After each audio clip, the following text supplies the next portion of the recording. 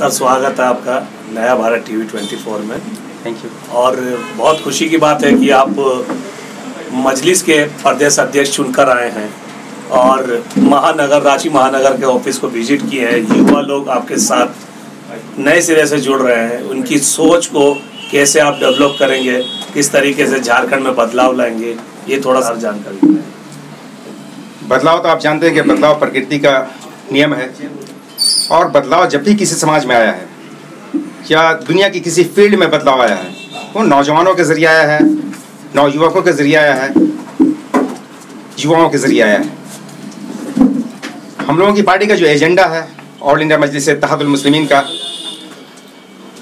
वो यही कि हम लोगों को मुसलमानों के साथ साथ दलित, ट्राइबल्स, अदर माइनॉरिटीज़ और एक्सप्लॉइटेड सेक्शन और अंडर प्रिविलेज्ड सोसाइटी जो है, जो शोषित और वंचित समाज है, उनको पॉलिटिकली, सोशली, इकोनॉमिकली और एजुकेशनली अपलिफ्ट करना है।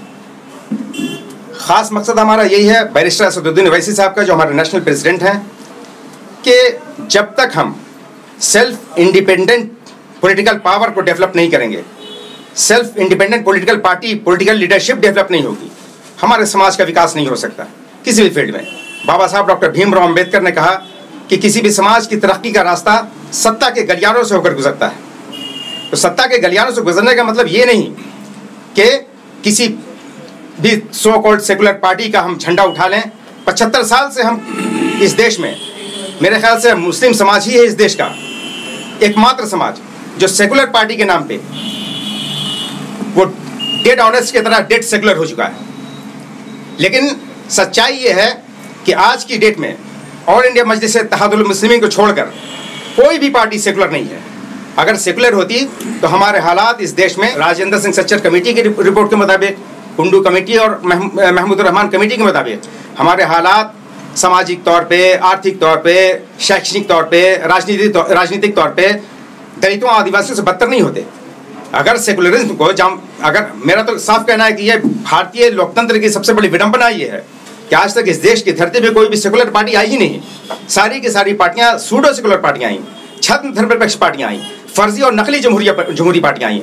क्योंकि आज अगर इस देश की धरती पे जमहूरियत को अमली जामा पहनाया गया होता, धर्मनिरपेक्षता को व्यावहारिक रूप दिया गया होता, सेकुलरिज्म की प्रैक्टिकली प्रैक्टिस की गई होती, तो आज इस देश की धरती पे मुसलमानों और हिंदू भाइयों के बीच जो खाइयां बन रही हैं, ऊंच और नीच के बीच, आदिवासियों और गैर आदिवासियों के बीच वो खाइयां नहीं बनती, अमीरी और गरीबी के बीच।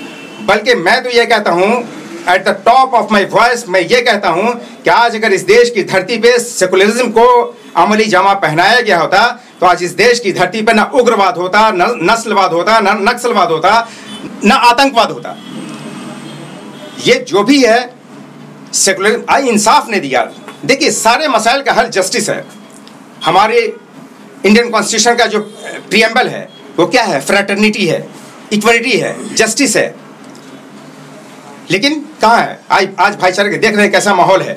आजकल आपने देखा कश्मीरी लड़कों को एक हफ्ता पहले कटरू पुल पे, कश्मीरी हो, मुस्लिम होने के नाते उसको बुरी तरह पीटा गया। 20 लाख का सामान किधर बिधर कर दिया गया। कल रात में जब हम लोगों ने आवाज़ उठाई तो उसकी अरेस्टिंग हुई। कल रात में भी दिन के 11 बजे बिलाल अहमद वानी नाम के कश्मीरी लड़के को, जो 24-25 साल से यहाँ वो कर रहा है। हमारे बच्चे भी कश्मीर में रहते हैं और आप जानते हैं Newton's third law of motion is applicable in each and every field of life. To every action there is an equal and opposite reaction. प्रत्येक क्रिया के बराबर और उसके विपरीत एक प्रतिक्रिया होती है। हर अमल के बराबर और उसके विपरीत उसके मुतज़ाद एक रद्द अमल होता है। अगर रिटेलिएशन पे आ जाएं, प्रतिशोध में आ जाएं, तो क्या होगा? हमारे बच्चे भी कश्मीर में रहते हैं, हमारे लोग भी रहते हैं, हमारे मजदूर रहते हैं, हमारे ये रहते हैं।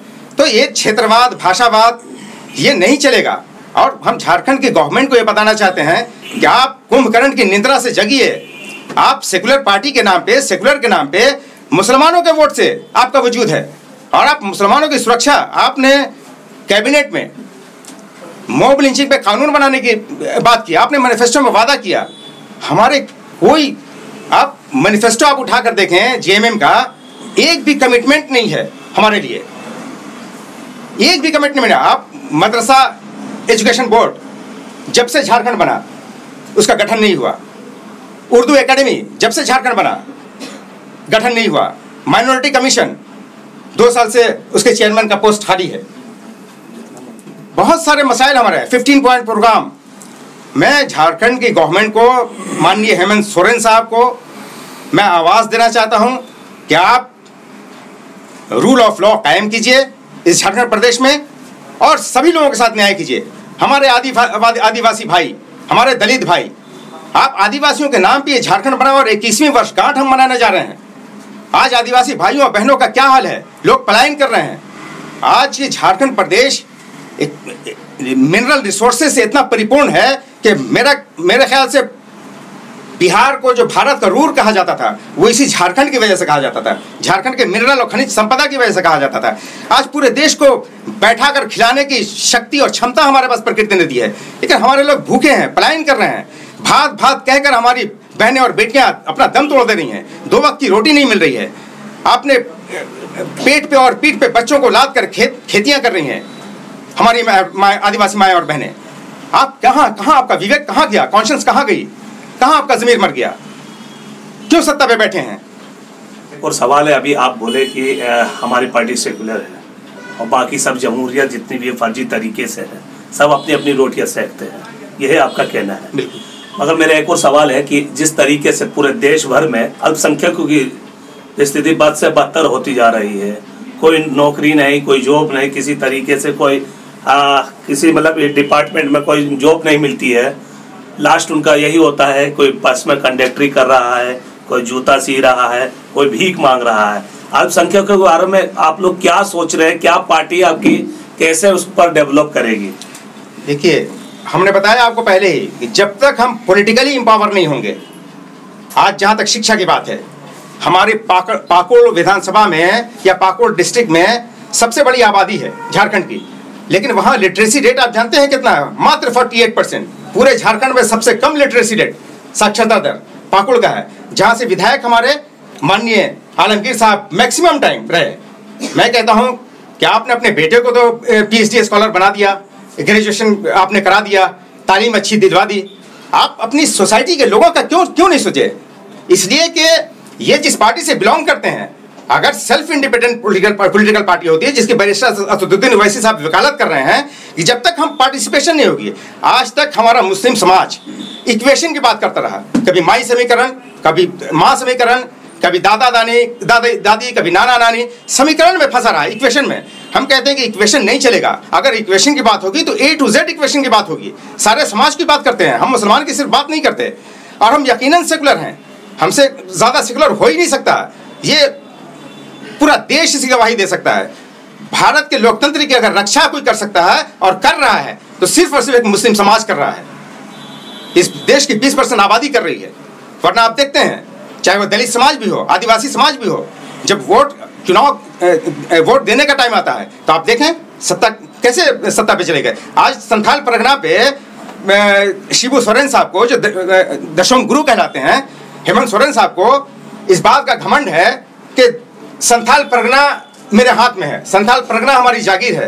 लेकिन मैं बताना चाहता हूँ, संथाल परगना में अगर उनका अस्तित्व बाकी है तो सिर्फ और सिर्फ मुस्लिम वोटों की वजह से बाकी है, उन वोटों की वजह से। अगर हमारा वोट, तो शॉर्टकट में यही कि जब तक पॉलिटिकल पार्टी हमारी पार्टिसिपेशन नहीं होगी सत्ता में, भागीदारी नहीं होगी, साझेदारी नहीं होगी, हिस्सेदारी नहीं होगी, हमारा विकास नहीं होगा किसी भी से, चाहे वो सामाजिक हो, शैक्षणिक हो, आर्थिक हो या राजनीतिक हो। हिस्सेदारी, मान लिया जाए कि आपकी पार्टी और पूरे झारखंड की 81 विधानसभा पे चुनाव लड़ती है और किसी न किसी तरीके से पार्टी सत्ता में आ जाती है जी, तो आप क्या करने जा रहे हैं? झारखंड के लिए क्या ऐसा मैनिफेस्टो तैयार किए हैं? देखिए, हमारा एजेंडा है जनाब जी, एजेंडा हमारी पार्टी का है जी कि मुसलमानों जी, other minorities, Dalit, tribals and और दूसरी एक्सप्लॉइटेड सोसाइटी जो है, अंडर प्रिविलेज सोसाइटी जो है, जो शोषित और वंचित समाज है, उसके सर्वांगीण विकास के लिए हम काम करेंगे। हम कोई भेदभाव नहीं करेंगे, कोई भेदभाव नहीं करेंगे। मेरा फोकस होगा 85% जो मूल निवासी समाज है। सत्ता में कौन लोग रहे? जो 15% आबादी, 10 से 15% आबादी, आज़ादी के बाद से आज तक, हम तो कहते हैं कि आज तक इस देश में आज़ादी मिली ही नहीं। आज़ादी ब्रिटिश गौरों ने भारतीय गोरों को सत्ता हस्तांतरित की है, ट्रांसफर किया है, आज़ादी नहीं दी। आज़ादी अगर दी होती तो आज देखिए कितने कैसे हालात हैं। आज आरक्षण के बावजूद दलित और आदिवासी समाज के हालात क्या हैं, हमारे हालात छोड़िए, आज उनके आदिवासियों के नाम पे उनके हालात क्या हैं। पानी से ज़्यादा शराब पी रहे हैं, 2 वक्त की खाटी रोटी नहीं है उनको नसीब है।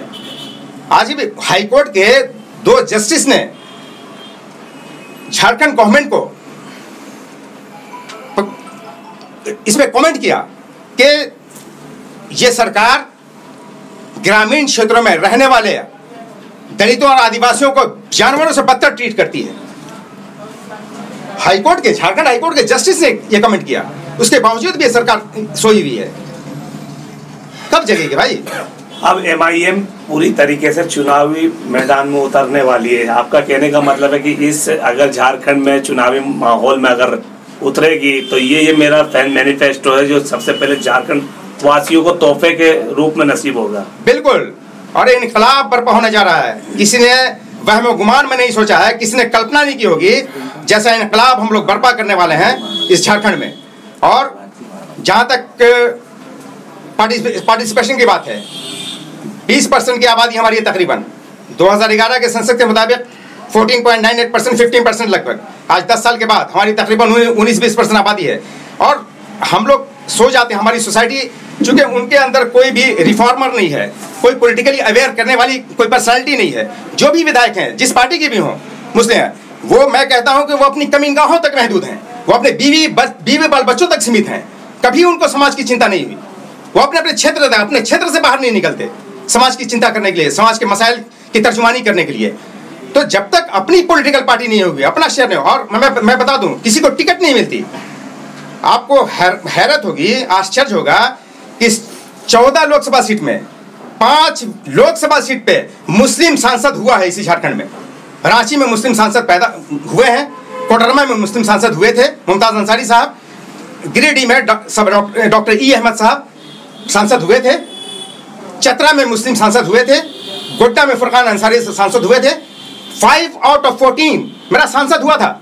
लेकिन आज 2 से 4 मुश्किल से विधायक पैदा होता है आपका। जबकि अगर सिर्फ हम 80% वोट दें तो मेरे ख्याल से 20 से 25 सीट हम अपने बलबूते पे जीत सकते हैं। लेकिन हमको सीट नहीं दी जाती। ये सो कॉल्ड सेकुलर पार्टीज हमको सीट नहीं देती। फुरकान अंसारी साहब को वादा किया कांग्रेसियों ने कि आपको राज्यसभा भेजेंगे, आप खामोश रहिए और इनको सपोर्ट कीजिए। क्या हुआ? ना लोकसभा की टिकट मिली है, ना राज्यसभा गए। अरे भाई, क्यों बैठे हो गुलाम बन के? आओ, मजलिस आपका इस्तकबाल करने के लिए तैयार है। नहीं देगी कांग्रेस, 75 साल तक नहीं दी तो कभी नहीं देगी, प्रलय तक नहीं देगी वो, क्योंकि वो सेकुलर है ही नहीं।